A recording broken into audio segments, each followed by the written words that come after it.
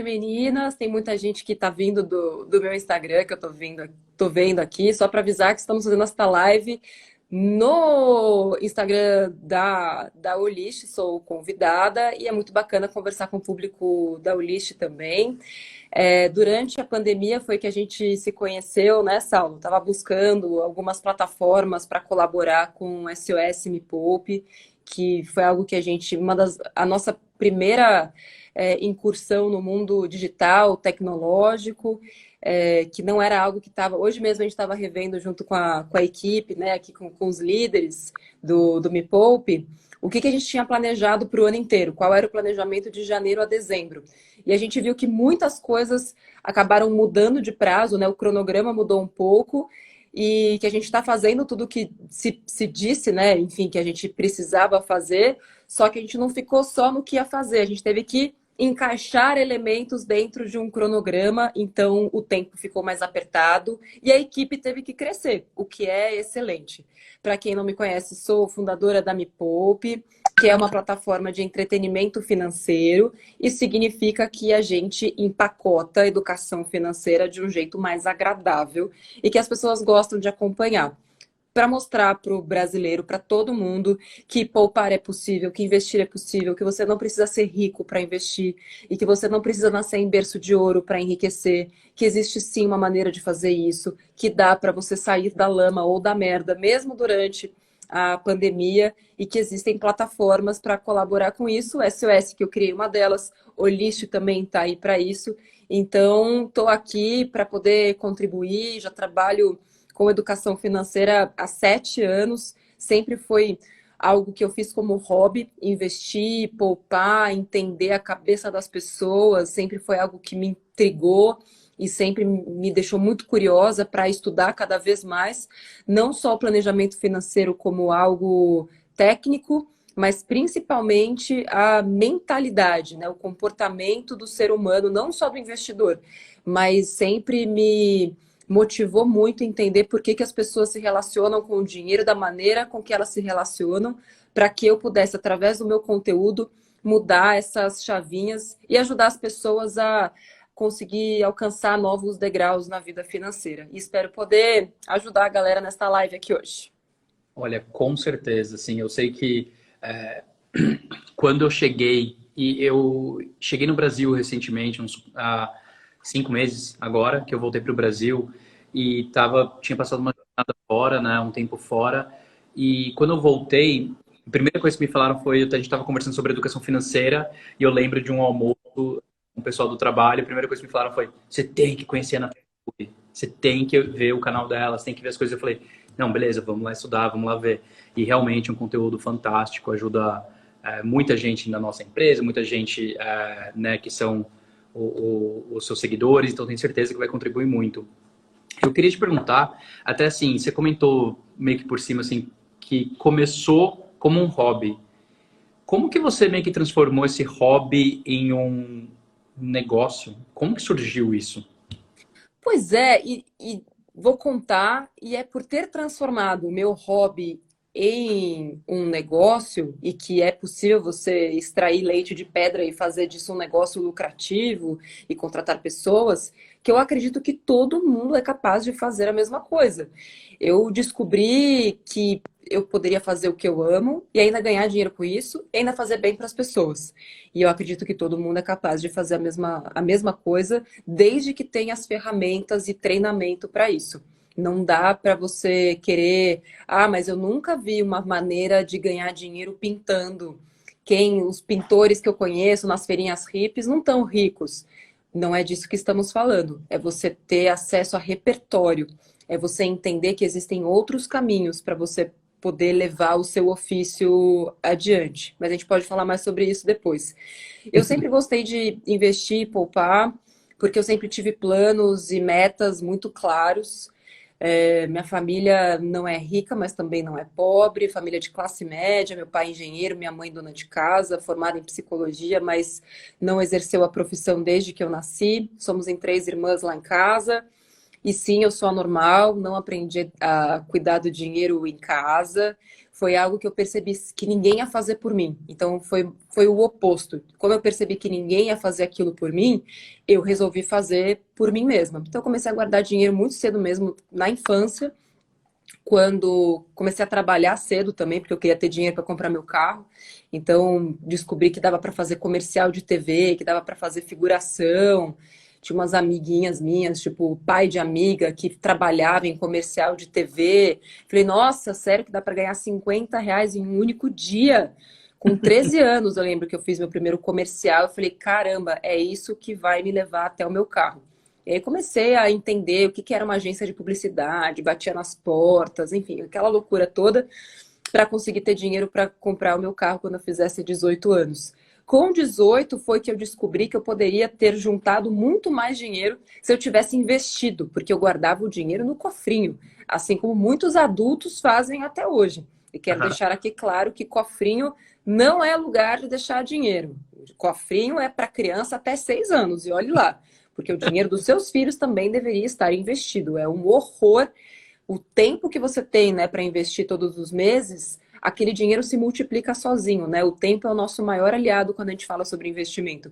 E quando eu descobri que existia um negócio incrível chamado juros compostos, que ninguém nunca tinha me explicado, na escola eu nunca aprendi sobre isso, que o dinheiro sozinho ia trabalhando em cima dele mesmo, e quanto mais tempo ele ficasse, mais ele ia se multiplicar. Falei, meu Deus, as pessoas precisam saber disso, elas não sabem. E eu tentava falar com as pessoas próximas e achavam aquilo um absurdo, achavam que eu era louca. Imagina, isso aí não existe, é aposta. Eu falava, não, tá aqui, ó, eu tô fazendo e funciona, é pouquinho todos os meses, mas cresce sozinho. Enfim, quem queria me ouvir, eu conversava, quem não queria me ouvir, eu ignorava e continuava fazendo as minhas coisas, porque eu sempre sonhei muito alto e sempre tive os meus objetivos muito claros. E por ter esses objetivos muito claros e por tratar de dinheiro de uma maneira muito diferente de todas as pessoas perto de mim, isso começou a me chamar a atenção, porque eu me achava a errada da turma. Eu me achava uma ET. Eu achava que eu tinha alguma coisa de errado. E quando eu comecei a estudar mais sobre economia comportamental, eu descobri que no fim estavam todos errados e eu é que estava certa. Na verdade, não existe um certo ou errado, mas eu estava indo contra um comportamento que é muito mais comum. A gente chama de comportamento de manada. Eu estava indo a minha vida toda contra os comportamentos de manada, os vieses cognitivos que são tão comuns a todo mundo não me atacavam como atacam todo mundo, né? Ser diferente de todo mundo era algo que eu apreciava, não algo que me doía, porque eu sou aquariana, né? E aquarianos são assim, gostam de ser diferentes. E essa diferenciação que eu gostava de fazer sempre ia muito também para esse lado. Putz, se ninguém junta dinheiro, se ninguém vai comprar o imóvel à vista, então eu vou comprar o imóvel à vista. Quem disse? E quando me desafiavam, Saulo, aí que eu queria mesmo. Aí falava, não, você está falando que não dá? Espere Tá. 5 anos para você ver. Porque, para mim, essa linha do tempo, é... para mim, 5 anos não é muita coisa, sabe? Para a maioria das pessoas, isso pode parecer muito distante, mas para mim não é. Bom, primeiro que passa super rápido, né? Mas Oh, eu acho que, assim, um dos pontos que você tocou ali é essa. é, Tem muito a ver com a sua personalidade, mas tem muita coisa que é treinável aí, né? Que é o fato de, assim, disciplina, né? uhum. Convenhamos. E todo mês, nem que seja um pouquinho, você colocar um cantinho, um pouquinho de dinheiro para o lado, reservar um pouquinho e colocar, nem que seja assim, numa poupança. Eu sei que não é o pior dos investimentos, eu Você sei não que me fala um negócio desse em voz alta. Você não deseduca os meus seguidores, Saulo. São eu tô- anos aqui para botar na cabeça das pessoas que em poupança não se deixa dinheiro. é o cofrinho, poupança é o cofrinho. Poupança é o cofrinho, é. Beleza, poupança é o cofrinho. Mas assim, o que eu quis dizer era que no momento que você começa, aquele medo de pegar, nossa, eu vou colocar. Eu lembro da primeira vez que eu coloquei dinheiro comprando ações. Primeira vez na minha vida que comprei ações. E eu comprei e fiquei assim. vidrado, olhando aquilo o dia inteiro. Falei, esse negócio, e era tipo o basic swing trade, assim, do dia. Sei. Cara, tá subindo, tá subindo, tá subindo. A primeira que eu tenho que tirar, já. Eu não sirvo pra isso, porque eu tenho que deixar alguém fazer isso por mim, porque eu vou ficar o dia inteiro olhando, vou ter um ataque cardíaco, não vai funcionar. Mas, assim, eu acho que tem que ter muita disciplina para você pegar e falar, tá, eu sei quanto que eu vou investir, quanto que eu vou deixar de lado, quanto que eu vou trabalhar. Você trabalhar, eu lembro de um colega meu que me falou um dia, que ele falou assim, cara, desde que eu tô no estágio, eu vivo com 50% da minha renda. Ou Uhum. seja, ele sempre tinha 50% da renda dele que era para ele viver. E os outros 50% era, sei lá, outra coisa. Então, assim, eu lembro muito disso. Só que, assim, cara, eu confesso, eu não entendo nada disso. Eu tenho que assistir muito mais o seu conteúdo, inclusive. Mas eu acho, assim, super importante para deixar, né, as pessoas se educarem, aprenderem cada vez mais, né? E me conta um pouco, o Me Poupe se tornou o maior canal de finanças do mundo, né? O que que você atribui não só essa garra que você teve para continuar falando e falando e falando, então as pessoas não queriam te ouvir no começo, depois começaram a te ouvir, depois começaram a adorar o seu conteúdo, mas quantas vezes teve um momento no meio do caminho que você falou assim, o que está acontecendo? Eu estou crescendo, não estou crescendo, o que está acontecendo? Sei. Olha, eu sabe que eu sempre fui uma pessoa muito obcecada, né? E quando eu coloquei na minha cabeça que eu ia mudar a vida das pessoas, tá, eu comecei querendo mudar a vida de uma só. E aí chegou o primeiro comentário do tipo, caramba, aquele vídeo que você fez mudou a minha vida. Eu paguei uma dívida. Eu conversei com a minha família e a gente criou um plano para cada um pagar a dívida de uma pessoa e no final do ano ninguém tinha mais dívidas. E eu fui percebendo que tinha um efeito multiplicador gigantesco, que eu não impactava só a pessoa que estava assistindo, mas que eu conseguia impactar toda a família, às vezes todo o trabalho, todo, né, a equipe ali, colegas de trabalho e tudo mais. E aí eu tive que aprender a empreender, né? Porque até então eu era jornalista e sempre trabalhei para outras empresas. Eu nunca desejei ter a minha própria empresa. Não era um objetivo que eu tinha. Eu queria mudar a vida das pessoas. E aí eu falei, bom, eu sou uma pessoa que precisa de metas. Foi aí que eu comecei a criar as minhas próprias metas. Então, no primeiro ano de Me Poupe, a gente começou o ano com 3.000 inscritos. O maior canal de finanças do YouTube na época tinha 45 mil inscritos. E eu coloquei uma meta de terminar o ano com 300 mil inscritos. Nossa. Sem dinheiro, sem nada. E é aí que eu começo a criar alternativas. É nessa hora que vem a inovação. Às vezes a gente acha que inovação é tecnologia, é você fazer algo muito rebuscado. E inovação é tão simples quanto você conseguir conectar pontos que talvez antes outras pessoas não conectaram. E eu pensei, Uhum. poxa vida, se eu preciso de 300 mil inscritos, o que que eu tenho? Dinheiro eu não tinha. Nem outra funcionária eu tinha. Era só eu, Margarete, minha colher de pau, e uma câmera de segunda mão, porque era eu mesma que me gravava. Eu falei, putz, de repente, se eu conseguir ir para um programa de rádio, pode ser que eu consiga atingir mais pessoas e trazer essas pessoas para dentro do meu canal. Comecei a bater em todas as rádios de São Paulo e eu queria rádios mais populares. Não queria rádios de notícias, porque não era com eles que eu queria falar. Eu queria falar com as pessoas que não querem falar sobre dinheiro. Porque falar com o público da Exame e do valor econômico é fácil. Eu quero ver falar com quem assiste o Silvio Santos. E são essas pessoas mais carentes de educação financeira no Brasil. Não quero falar com quem já está indo buscar informação. Eu quero falar com quem não quer. Com o Saulo, que acha que isso não é para ele. Eu quero convencer o Saulo de que isso é para ele e de que ele está comendo uma bola gigantesca e perdendo dinheiro. Está sendo cabeçudo. É isso que eu quero fazer. Não, E sim. aí, bati em todas as rádios que eu conhecia. E assim, gente, bater na porta não é porque eu era jornalista que eu tinha contato das pessoas. Não tinha contato de ninguém. Era pegar mesmo o telefone na internet, ligar em todas as portas que eu podia, eu batia, e até que o Érico era amigo de uma apresentadora da 89, que aí me conseguiu marcar uma reunião com o dono da 89. E eu cheguei lá com a ideia, demorou 6 meses para essa reunião acontecer, Cheguei lá com a ideia de ter um quadro e saí de lá com um programa meu. De tão bom que foi o pitch. Fantástico. E aí eu comecei a entender que mesclando essas mídias, eu conseguia trazer pessoas para o canal, que é onde tinha mais conteúdo.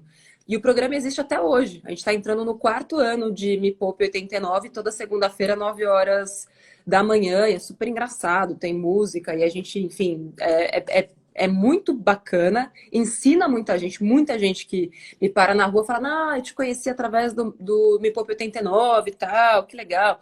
Motoristas, e assim, gente de todas as classes sociais, tudo que você possa imaginar. Super. E é bacana isso porque você percebe que a falta de educação financeira não é uma questão de classe, é uma questão de comportamento. Você tem o médico e você tem a diarista, ambos com o mesmo problema. Os dois. Não muda. Eu acho que assim, esse ponto é muito crucial, né? Que assim, na verdade, é o que você falou, é educação financeira, né? Não é é uma habilidade que você tem que adquirir, você tem que aprender. E como que é essa diferença para você, assim, ou tem diferença entre homens e mulheres nesse mundo de poupando, investindo, mas como o que A, a diferença está muito na nossa cultura e também no comportamento. Apesar da gente querer fechar os olhos para isso, o Brasil, e acho que o mundo inteiro, né, ainda é um lugar muito machista para se viver. A gente é que não percebe, a gente acha que isso não existe, mas contra fatos e dados não existem argumentos.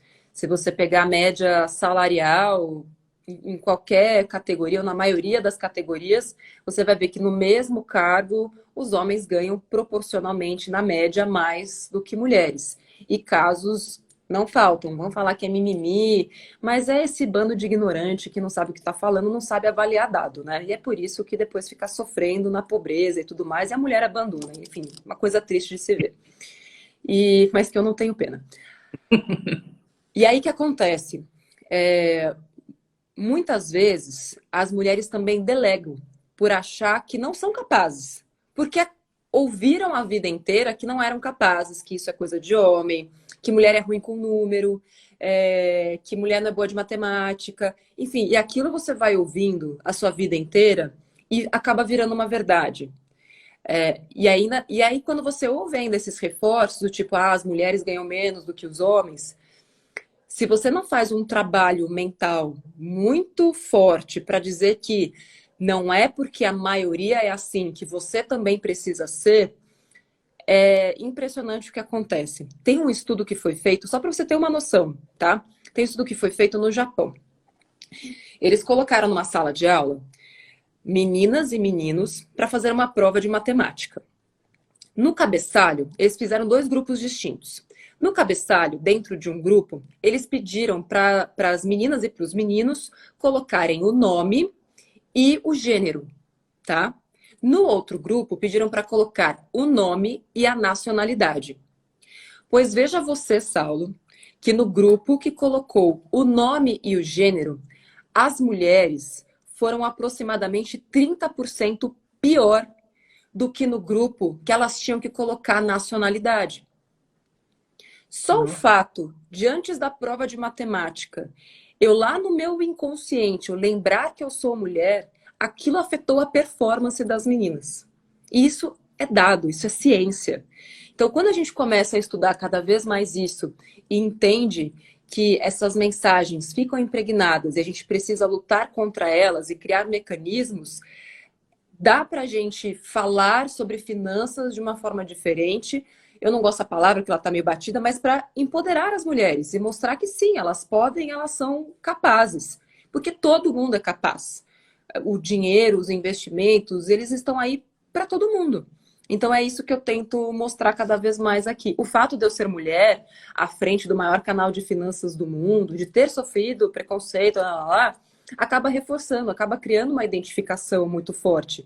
E eu tenho um baita orgulho disso. Eu não imaginava que isso ia acontecer de verdade, porque ninguém nunca gostou de mim. Eu sempre fui uma pessoa. Eu nunca. As pessoas diziam que eu não era simpática. Eu nunca imaginei que as pessoas fossem, tipo, criar uma identificação, sabe? Mas que bom que isso acontece, gera essa identificação e que tantas mulheres podem ver em mim, o que me deixa muito feliz e muito preocupada, porque eu sei que a responsabilidade é gigantesca, de que, putz, se ela conseguiu, eu também posso conseguir, eu também posso ir lá e fazer. Não, eu acho assim, assim, a gente conversou algumas vezes, mas toda vez que eu converso com você, eu sinto que eu aprendo horrores, né?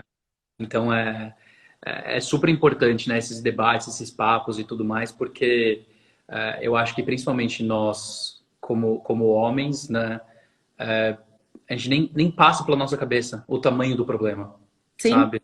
E nós somos parte do problema, causa do problema, tudo, e nem passa pela nossa cabeça o quanto a gente tem de dever de, pelo menos, sentar, escutar e prestar atenção, né? Não, e eu acho que é tão bacana isso, Saulo, que você está falando agora, sabe? Porque eu acredito que é só no diálogo e é no reconhecimento, porque todos somos parte do mesmo problema e todos precisamos fazer parte da solução. E é só trazendo esse tema à tona, trazendo isso à consciência de todo mundo, que a gente consegue ter empatia, que é algo que falta muito hoje, sabe? É o que você está fazendo agora. Putz, eu nunca vou saber direito o que que é. E realmente, a não ser que você fosse criado como uma mulher. A mesma coisa quando a gente fala de outras minorias, que na verdade são maiorias. Uhum, Eu, uma mulher branca, nunca vou poder me colocar no lugar de uma mulher preta, porque eu não sei como é, eu não sei o que ela ouviu. Mas quando eu uhum, tenho a empatia por aquilo, quando eu tento pelo menos ouvir, me colocar no lugar e fazer qualquer coisa que eu possa fazer para reduzir, enfim, a desigualdade ou conversar, assim, o negócio é, a gente só precisa estar mais atento, estar com os ouvidos abertos para esse diálogo, que é o que a gente está fazendo aqui. Isso é tão poderoso, isso é muito importante. não, é fantástico. Eu acho que eu fico pensando assim às vezes, né? Como que é o mundo para as outras pessoas, né? Porque eu tenho plena consciência do privilégio que eu tenho. E eu penso assim, tudo que eu puder fazer para tentar ajudar é um dever, a gente tem que fazer. Mas eu acho que muitas vezes eu mesmo me pego naquela cegueira e naquela surdez de não ouvir, não enxergar, não falar, né? Então, assim, eu acho muito importante ter esse debate, ter essa conversa, ter essa abertura. Um pouco sobre ajudar, né? O SOS nasceu muito para isso, né? Para dar toda essa ajuda, essa visibilidade. Conta um pouco mais do SOS para a gente, desse projeto. O SOS ele surgiu durante a pandemia, porque a gente sempre fez conteúdo. Eu sempre fiz conteúdo. E quando você cria conteúdo para mudar a cabeça das pessoas, você espera também uma atitude na sequência, porque também se a pessoa só assiste e aquilo não leva ela a mudar nada, não funcionou direito. Eu me sinto uma derrotada quando vejo que quando a pessoa fala para mim, nossa, Nath, já vi todos os seus vídeos e meu dinheiro ainda está na poupança, essa pessoa não sabe o mal que ela me causa. Porque eu me sinto uma derrotada, uma fracassada, toda vez que alguém chega para mim e fala isso. Ela, ai, Nath, não me mata, mas meu dinheiro está na poupança. Parece que ela quer levar uma margaretada. E aí a gente percebeu, né, que na pandemia, com naquela época centenas, né, de negócios fechando, foi bem no comecinho mesmo da quarentena que a gente percebeu aqui dentro do Me Poupe que o negócio ia ficar cada vez pior e que era um caminho sem volta, porque desde do primeiro dia assim de quarentena eu falei, cara, isso é algo que está antecipando uma condição que já ia acontecer de qualquer maneira. Tem a questão trágica, tem tudo isso.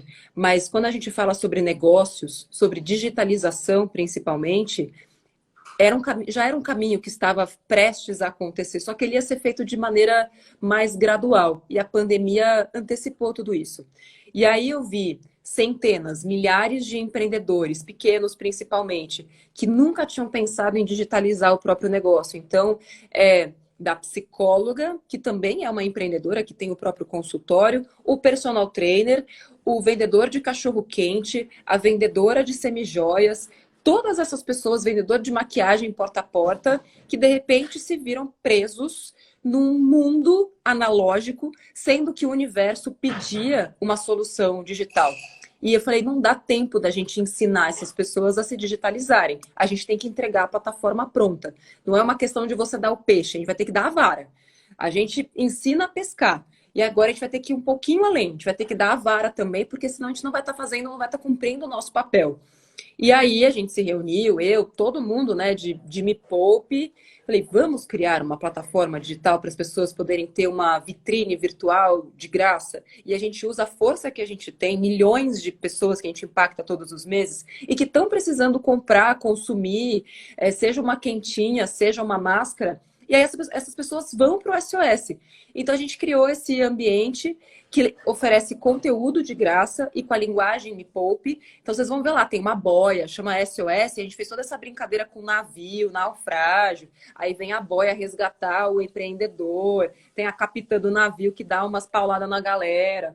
Enfim, tudo que se refere a esse mundo digital está lá dentro do SOS, você pode se cadastrar de graça. E o mais bacana, Saulo, é o número de pessoas que contam pra gente que nunca tinham feito nenhuma venda online.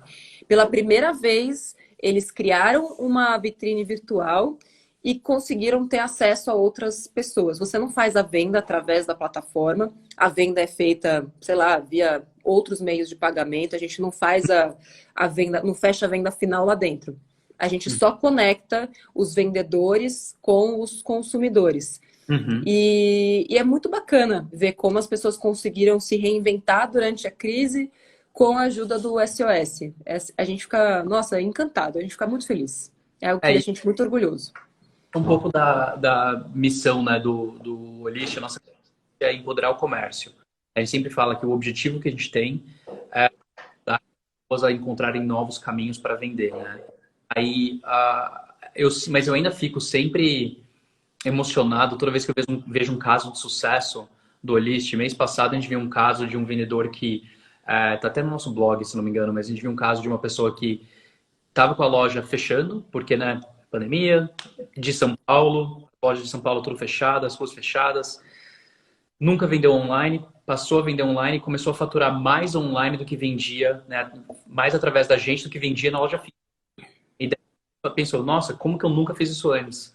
Pois Um é. exemplo engraçado o meu favorito, porque eu peço quase que semanalmente, mas tem aqui em Curitiba, né, o nosso escritório aqui em Curitiba, daí tem aqui em Curitiba uma feirinha que chama Feira da Ucrânia, ou na verdade eu não sei como é a feira, todo mundo chama de Feira da Ucrânia. Então, Feira da Ucrânia. E lá, na minha opinião, tem a melhor pamonha que eu já comi na minha vida. Incrível. Aí quando eu voltei, eu tava todo animado. Falei, nossa, eu vou pra feira, não vejo a hora de comer aquela pamonha. Tava todo animado. E pandemia, fechou tudo. Feira. Aí, quando a gente começou a digitalizar, a gente ajudou alguns dos feirantes a poderem usar a nossa plataforma para se digitalizarem, né? E daí agora eu consigo pedir via a nossa plataforma a pamonha lá da feira. Aí eu fico super Uau! animado. Esses dias ele chegou com um caminhãozinho dele aqui, e é um caminhão super profissional, que é aquele food truck que vai pra feira e tudo mais. E ele chegou aqui e ele falou pra mim, meu, você não sabe o quanto isso tá me ajudando. Eu agora representa tipo 40% do meu faturamento. E eu tô faturando mais do que eu faturava antes da pandemia. E eu fiquei assim, chocado. Falei, nossa, porque você não pensa, você sabe que você vai ter impacto, mas você não pensa no impacto gigantesco na vida daquela pessoa, né? Sim. Então, Né, e quando a gente começa a dar nome, voz e cor para essas pessoas, né, torna mais tangível, você fala, caramba, putz, vale a pena, né? Tipo, trabalhar o tanto que a gente trabalha.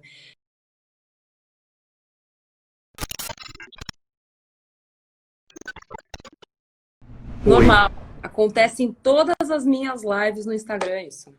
É sabotagem o nome disso. Não, peço desculpas aí, pessoal. Minha internet aqui deu um caput, falhou, mas voltamos. Mas você conseguiu guardar o outro trecho da live? Boa pergunta. Eu sei que o time está acompanhando, Tá bom. tá? Mas eu sei que o time está acompanhando. Ufa, que bom. Mas vamos guardar, vamos tentar dar um jeito. Mas é aquela coisa, né? Ao vivo sempre corre esses riscos, né? Vamos lá. Eu queria, na verdade, aproveitar aqui que eu sei que a gente tem um pouquinho de tempo só agora, para a gente bater um papo sobre quando a gente fala de construir um negócio de sucesso, quais são os principais pilares, né, para você, assim, que você olha assim, olha, são esses os pontos que eu acho que a gente deveria começar a ter um pouco de mais atenção. O que que você, assim, elencaria como os principais pilares para construir um negócio, para começar? Olha, pode parecer meio que bater numa mesma tecla. E eu era muito contra isso, sabe? Quando eu participei da minha primeira Startup Weekend, em 2014, que eu me conectei com este universo de startups, eu achei, me fiquei um ranço com aquele negócio todo. Não, porque primeiro temos que pensar em que dor a gente está é, cuidando, qual é a dor do usuário e tal. Mas é que não me explicaram direito. Mas hoje, sabendo do que eu sei, eu tentaria traduzir isso de um outro jeito. Você precisa entregar valor para alguém, para ter um negócio de sucesso. Se Ótimo. você vai atrás só do dinheiro, você vai conseguir dinheiro. Isso não necessariamente significa sucesso. Então, antes de qualquer coisa, é necessário que qualquer empreendedor pense: tá, mas o que é sucesso para mim? Esses dias eu estava falando com uma pessoa que eu admiro muito, que eu também, como todo mundo, preciso de ajuda às vezes, né? Porque quanto mais você cresce, maiores são os seus nabos. E eu tenho as pessoas, a minha rede, né, de contatos para quem eu já sei, putz, esse pepino aqui, vou ligar para fulano, esse aqui é coisa do ciclano. Então eu liguei lá pro ciclano, falei, então, ciclano, eu tô com esse problema aqui, tal, não sei como é que eu vou fazer para sair. Ele falou, Nath, daqui a 20 anos, você olhou para trás, o que você quer ver? Então, essa é uma pergunta que eu deixo para todo mundo que quer empreender e que quer ter um negócio de sucesso. Daqui a 20 anos, você está olhando para trás, o que você está vendo? E parece que tudo fica tão mais simples. O que você gostaria de ter entregue? Então, se você pensar, eu quero ter faturado 20 milhões, você não viu nada. Você viu uma mega sena. E não vai acontecer. Não, o que você mudou na vida das pessoas? Que tipo de serviço você entregou? Como é que você facilitou a vida delas? Como é que você fez elas economizarem dinheiro? Como é que você fez elas ganharem mais dinheiro? Ou como é que você deu mais conforto para essas pessoas?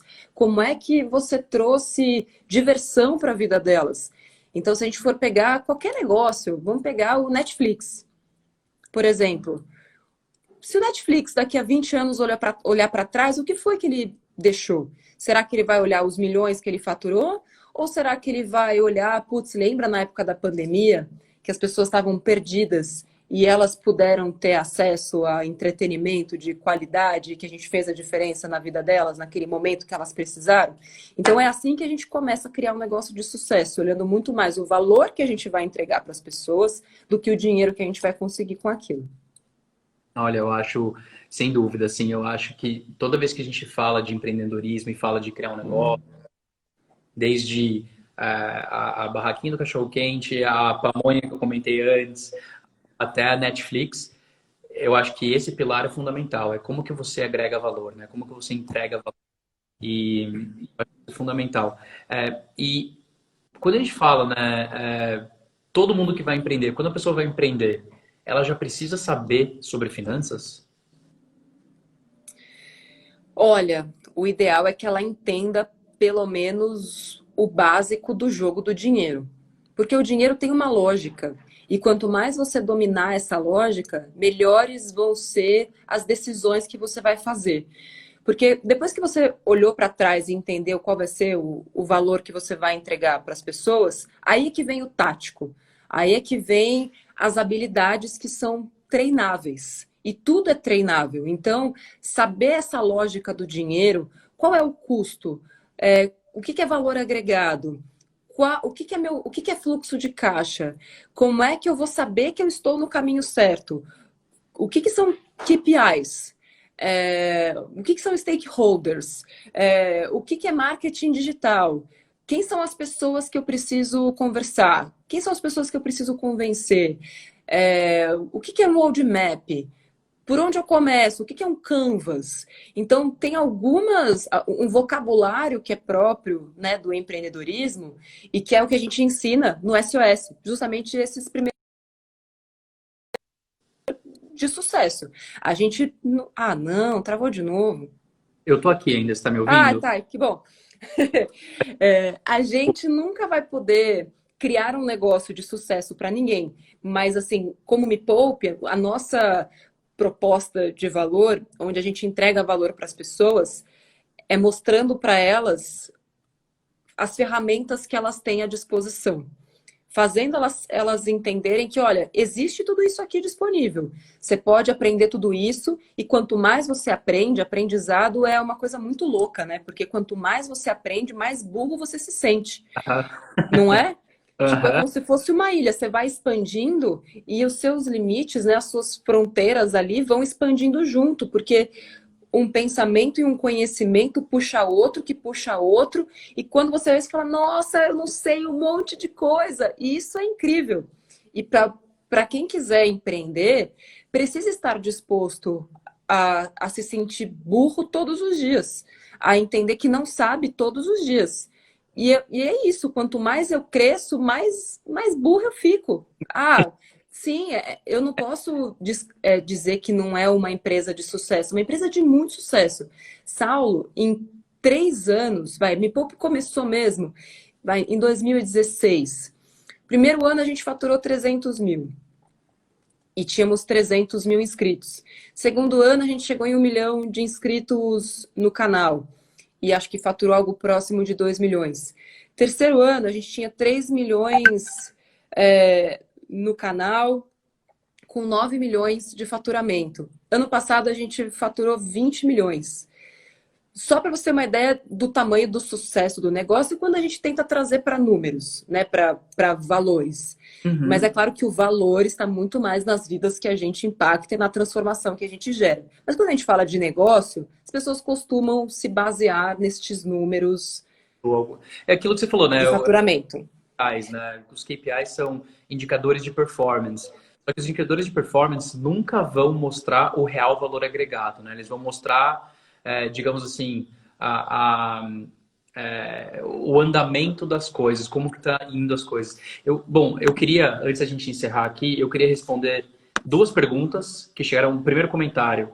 Que sim, a live está sendo gravada, bastante gente está perguntando isso. A gente vai disponibilizar logo, logo nas redes sociais, então está sendo gravada. A gente conseguiu gravar o trecho que caiu, Ai, que bom! tudo bem. Bom, indo para as perguntas, veio duas perguntas super interessantes. Uma delas é como melhorar as vendas online. Eu acho que assim, o mundo digital hoje, né, tem várias plataformas que podem ajudar, né, como o List, como SOS, mas eu acho que no fim das contas, para você melhorar as vendas online, é um pouco daquilo que a Natália estava falando antes, que é pense em como que você vai agregar valor, como que seja o seu produto, o que você está criando, como que isso vai agregar valor, né? E eu acho que é super importante você buscar qual que é para o seu produto, para a sua categoria, para o seu negócio, qual que é o melhor canal para vender aquilo, o melhor canal para disponibilizar aquilo. Pode ser rede social, pode ser WhatsApp, pode ser um marketplace. Tudo isso é importante você começar a enxergar. Então, essa é uma dica de como melhorar. E daí outra dica que eu acho que você pode responder muito melhor que eu. Hoje, na pandemia, qual que é uma dica de investimento para quem está apertado? Ixi, Maria, dá para fazer mais uma live, tem um canal inteiro só sobre isso, mas eu vou tentar, enfim, ajudar o maior número de pessoas, tá? Para quem não sabe nem por onde começar, então assim, se você não sabe nem se vai precisar desse dinheiro amanhã, não dá para ficar pensando em renda variável. Então, o negócio é deixar o dinheiro num CDB, que vai pagar 100% do CDI. Hoje tem vários bancos digitais já que têm proteção do Fundo Garantidor de Crédito, que vai pagar mais do que a poupança. E o próprio Tesouro Selic, que agora tirou a taxa de 0,25 da B3, fiz até live falando sobre isso, e que voltou a ser um investimento super interessante. Então, até 10 mil reais o Tesouro isentou completamente a taxa lá de 0,25. Então, você tem ali o Tesouro Direto, que é o investimento mais seguro que existe, Tesouro Selic, para quem precisa desse dinheiro a qualquer momento, ou então um CDB a 100% do CDI, que tem a liquidez imediata, ou seja, quando você precisar daquele dinheiro, você consegue resgatar. Ótima dica. Bom, Nath, muito obrigado por participar. É um prazer ter você aqui com a gente. Então, assim, só tenho a agradecer. Pessoal, sigam a Nath no Insta, a Natália Arcuri, Me Poupe, Me Poupe.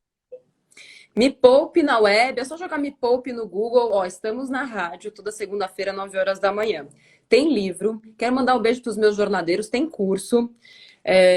Tem podcast, que é incrível. Hoje mesmo a gente estava gravando um episódio super bacana. Tem o canal no YouTube, tem redes sociais, tem grupo de Telegram. Assim, não Fantástico. dá para ficar alienado. Onde você, tipo, respirar. E na TV, já teve o programa ano passado, tem um reality para quem é descontrolado, para quem tá ferrado de grana. Eu fiz um reality tirando pessoas do endividamento e transformando essas pessoas em investidoras em 4 semanas. E tá tudo lá no YouTube do Me Poupe, que a gente chegou em 5.200.000 inscritos esse mês. Fantástico. Parabéns, Nath. Muito obrigado. E é isso, Eu que pessoal. agradeço. Um beijão, ó, para todo o time da Ulist. Também sou muito fã de vocês. Obrigada pelo carinho. Saulo, obrigada por toda a ajuda.